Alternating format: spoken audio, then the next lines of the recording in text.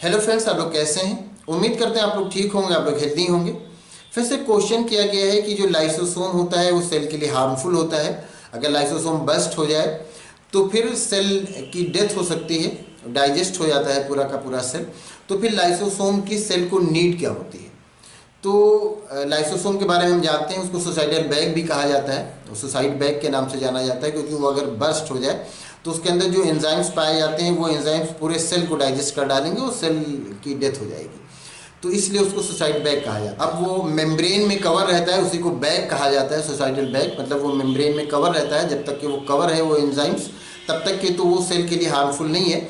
लेकिन सेल की को उसकी नीड क्या है लाइसोसोम की? तो सेल में बहुत कुछ हार्मफुल मटेरियल पाया जाता है, सेल में बहुत कुछ अनवांटेड चीज़ें अगर पाई जाती हैं उसमें, और उसको सेल चाहता है कि ये उसकी सेल से निकाल दिया जाए, सेल के लिए हार्म ना पहुंचाए, तो फिर उसको वो लाइसोसोम में भेज देता है।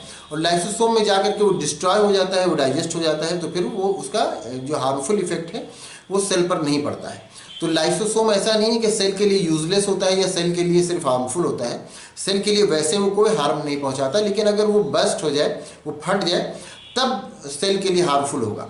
अगर वैसे जब वो बस्ट नहीं होता तब तो सेल के काम में ही आता है, क्योंकि सेल में जो कुछ भी हार्मफुल मटेरियल है जो कि सेल के लिए यूजलेस है, वो सेल में वो लाइसोसोम में भेज दिया जाता है, और लाइसोसोम में वो जाकर के डिस्ट्रॉय हो जाता है, और फिर वो सेल उस हार्म से बच जाता है। तो इसीलिए लाइसोसोम की नीड होती है सेल को। तो उम्मीद करते हैं आपको आपके क्वेश्चन का आंसर मिल गया होगा। अगर इसमें किसी तरह का कोई कन्फ्यूज़न है, कोई और क्वेश्चन है तो आप पूछ सकते हैं। Thank you.